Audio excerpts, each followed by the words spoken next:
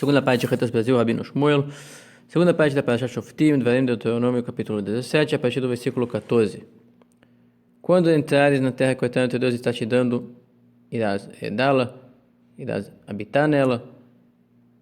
Se tu chegares a dizer, quero nomear sobre mim um rei, da mesma forma que todas as nações que estão na minha volta. Então Deus ordena aqui como fazer a nomeação do nosso rei. Nomeará sobre ti um rei, aquele que o Eterno teu Deus irá escolher ele. No meio dos teus irmãos, tu nomearás um rei. Não poderás nomear sobre ti um homem estranho que não é teu irmão. Então aqui está misturando as coisas. Tem que ser um judeu, e na verdade ele diz, tem que ser aquele que o Eterno vai escolher. De certa forma, tem que ter profecia para isso. Como vimos com o rei Davi, é o irmão menor da família, e foi nomeado por profecia. Também o rei Saul foi nomeado por profecia. O povo chegou no profeta Shmuel e falou, nós queremos ter um rei. Quer dizer, precisa de profeta para ter um rei, em outras palavras. E queria frisar aqui que quando o povo pediu para o Saul, para o Shmuel trazer um rei que nem as nações, o Shmuel enfureceu-se com o povo e disse, qual é o problema de vocês que Deus seja vosso rei? Então surge a pergunta, qual bronca é essa? Se Deus disse que pode e deve se nomear um rei, uma coisa prevista na Torá, qual é o problema com que o povo queria um rei? Então ele explica que eles estavam querendo um rei para se assemelhar às nações, e isso não é bom. De ter um rei apenas para administrar nossa parte material. Por isso que o rei tem que ser uma pessoa que Deus vai escolher.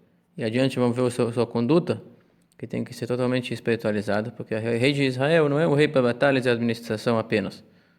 Isso é secundário. A essência do rei é ser um exemplo moral no serviço a Deus intenso, devoto, submisso a Deus. Que o rei Shaul não era um exemplo tão grande nisso.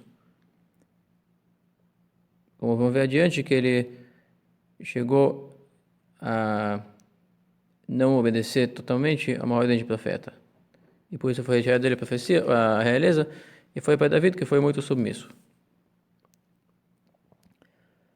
E segue aqui então a lei do rei. Depois de Deus nomear um rei, somente que não aumentará para ele cavalos além do necessário para conduzir sua carruagem, para que não retornará o povo para o Egito, que é uma terra que produz cavalos de raça. Então que não retorne o povo ao Egito para possuir mais cavalos. E eis que o Eterno lhes ordenou não voltar nesse caminho mais para fixar relações com o Egito, moradia ali. Então, ordem número 1, que o rei não esteja cavalos mais do que é necessário para sua carruagem. Que não aumente o número de mulheres, que não tenha uma poligamia grande demais, para que não desvie seu coração, que nem falamos do rei Salomão, que teve mulheres demais e acabaram fazendo atos que não deveriam. Então, qual é a multiplicidade de mulheres permitida para um rei? O Rashi diz 18 mulheres é o máximo. Que o Davi tinha 6 esposas, e o profeta disse a ele, tu poderias ter 3 vezes isso. Samuel 2, capítulo 12, versículo 8. E que não aumente ouro e prata mais do que é necessário para seus dependentes, entre soldados, exército e servos. Então, que não busque aumentar aquisições e não aumentar muitas mulheres excessivas, senão cavalos demais. São coisas que seria o materialismo de um rei, buscar se expandir de forma material, de forma que não busca servir a Deus. E quando ele sentar sobre seu trono real, ele deverá escrever para ele uma segunda Torá. Todo judeu tem ordem de escrever uma Torá individual.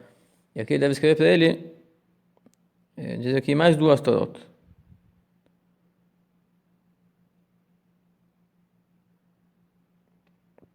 Uma para ficar no seu tesouro e outra que ele tem que caminhar com ela sempre. O Rambam diz que ele tem que estar no colo o tempo inteiro lendo nela. Todo o tempo livre que ele tem que estar ocupado com a Torá. escrever para ele duas réplicas aqui parece Mishneh, duas Torot similares a esta que o Moshe está escrevendo, em cima de um pergaminho, diante dos Kohanim e dos Levitas, dos Kohanim da família da tribo de Levi.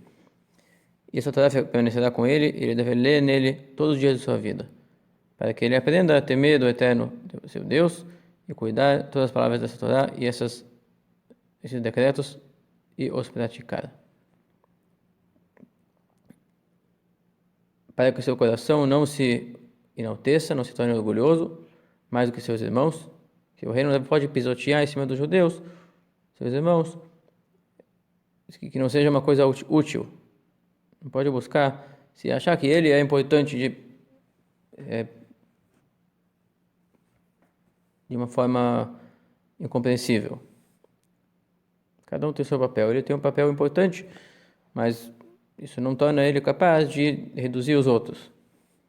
E para não desviar das ordens divinas, nem à direita nem à esquerda. Na verdade, ele tem que ser muito meticuloso, porque até um pequeno detalhe de ordem de profeta é muito urgente que o rei obedeça. Em outras palavras, ele tem que ser muito submisso, não orgulhoso que faz o que ele quer e pensa, e sim o contrário, muito submisso que faz tudo o que lhe ordenam com total devoção.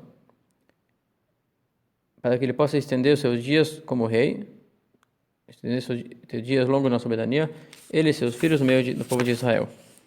Então ela te diz, estender os dias, porque se não obedecer, nem que for um pequeno detalhe de profeta, sua realeza será interrompida, e foi o caso do rei Saul, que Shmuel disse a ele, aguarde 7 dias e não faça oferendas até eu chegar, no 7º dia.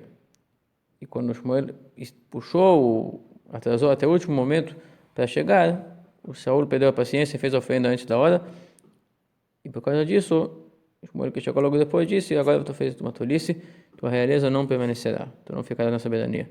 Então, estamos vendo que ele foi punido por causa de uma pequena desobediência, de um pequeno detalhe de profeta. Mas se ele for justo, vai permanecer ele e seus filhos. Daqui a gente aprende que se o filho é digno de realeza, ele antecede qualquer outra pessoa na herança. Isso que no judaísmo é realeza, e todos os cargos importantes são hereditários, desde que o herdeiro seja merecedor, tenha condições, tenha qualificação. Até aqui o Chumash dessa segunda-feira.